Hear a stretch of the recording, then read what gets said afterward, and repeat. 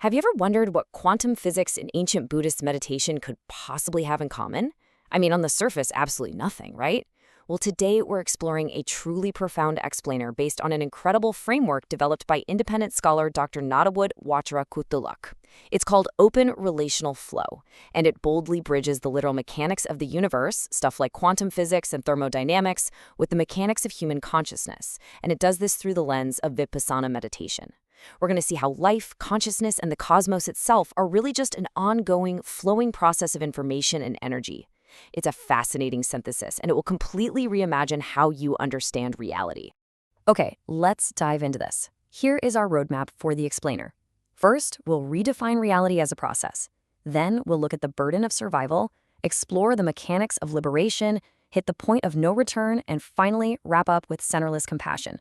Now, I know we're mixing quantum physics, thermodynamics, and Buddhist metaphysics here, but don't worry, there is a very clear, logical path through all this complexity. Section 1, Reality as a Process. Let's start by completely shattering the illusion of things in the universe. For centuries, traditional Western metaphysics has relied on something called substance ontology. That's the assumption that reality is just a collection of independently existing things bouncing off each other, kind of like billiard balls. But modern quantum mechanics and ancient Buddhist concepts like anatta, or non-self, and shunyata, emptiness, show us a very different picture. Reality isn't made of billiard balls. It's actually a centerless, non-final informational process. Think of it more like a whirlpool in a river. It looks like a solid thing, but it's really just an ongoing, flowing process of relations. So you might be wondering, if reality is just a flowing whirlpool, why does the world around us feel so solid? Well, physics gives us an answer through Wojciech Sirek's theory of quantum Darwinism. It's literally like natural selection, but for reality itself. The most stable quantum states survive and multiply through their interaction with the environment. This means our objective, macroscopic reality physically manifests as an automatic default. It's an operation designed for instinctual survival at the absolute lowest energy cost, allowing us to function without constantly processing pure quantum chaos. Section 2, the burden of survival. Let's shift our focus to the immense systemic tension this physics creates for living organisms. So the crucial point is found in chemist Ilya Prigoghine's Nobel Prize-winning work on what he called dissipative structures. The universe's total entropy, its chaos, is always increasing. But living organisms, you and me, we are dissipative structures. To survive, we have to constantly bend that entropy to maintain a rigid, highly ordered self. It's essentially like being a person frantically bailing water out of a leaky boat just to stay afloat. And honestly, that biological default is an incredibly exhausting burden. To survive, your system has to perpetually construct a predictive model to manage uncertainty.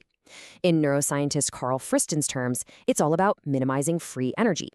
We build these persistent, rigid feedback loops of self-preservation. This localized order we fight so desperately hard to maintain, that builds the functional architecture of the ego. It establishes the primary underlying tension that absolutely all life forms have to navigate. Which brings us to a massive contradiction. If our deepest biological instinct is to survive by frantically controlling and bending entropy to maintain a rigid self, how do we ever find liberation? Dr. Watcharakuldilok doesn't try to force some superficial harmony here. Instead, he explicitly uses the intense friction between these opposing forces as the intellectual fuel for this entire framework. Section 3, the mechanics of liberation. Let's take a breath, slow things down, and look at Vipassana not just as a spiritual practice, but as a radical, counter-biological movement. Think about the contrast here. Biological survival is all about minimizing free energy and bending entropy to protect the ego. But Vipassana insight actively defies our survival instinct. Instead of fighting the universe's natural flow, it systematically lets go. It releases the tension required to bend psychological entropy and actually dissolves those rigid structures. It is actively, literally contradicting our baseline biology. Now, what's really interesting about this slide is this brilliant definition from philosopher J. Krishnamurti. Thought is time, insight is timeless. Insight isn't a digital algorithm. It's not a slow, step-by-step logical calculation that happens across time. Insight is instantaneous. It's a complete collapse of time that happens entirely outside of our normal operational narratives. When consciousness finally empties itself of psychological time and thought narratives, this collapse occurs. This shares fascinating ground with Penrose and Hameroff's OR model of quantum consciousness. By stopping the relentless narrative machine, the conscious system is finally allowed to perceive the unmediated reality of the whole, right there in the immediate present.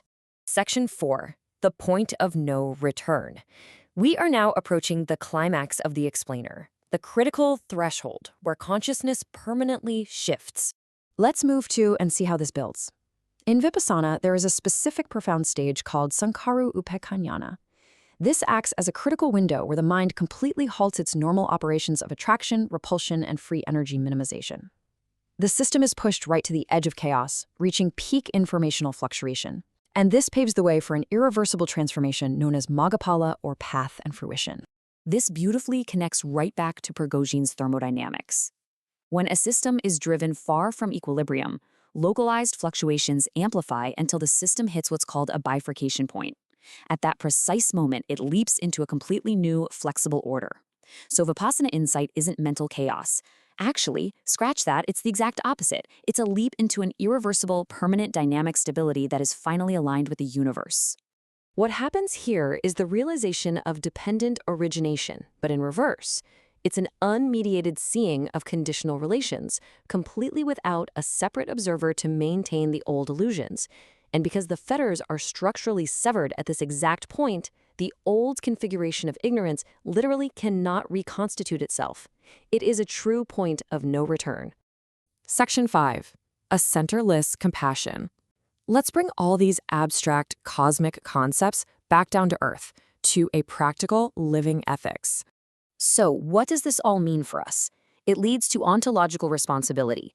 If reality is an open, centerless network, ethics aren't just a list of external rules. Harming someone else literally injects distorted data into the very matrix you are a part of. Because it's all connected, that distortion inevitably loops right back, increasing your own psychological entropy. Hurting the other literally increases suffering within your own subsystem. There's just no way around it. Because of this, an enlightened system operates with total clarity. They recognize that there is absolutely no ego fortress that actually needs defending. By dropping the exhausting burden of survival, the system is left completely open for unhindered compassion. They abide fully and effortlessly in the relational flow, without clinging to any center. Before we wrap up, we need to maintain some epistemological humility. As we bridge physics and direct experience, we shouldn't force synthetic coherence where contradictions are genuine. Embrace the unknown. We have to leave open a space for mystery so this dialogue remains a living, breathing exploration rather than just becoming another rigid dogma. So, as we conclude, I want to leave you with this. You exist in a vast, centerless universe. Your biological instinct is constantly trying to build walls to ensure your survival, yet your ultimate liberation requires the absolute courage to tear those walls down. Knowing this, which structure will you choose to feed today?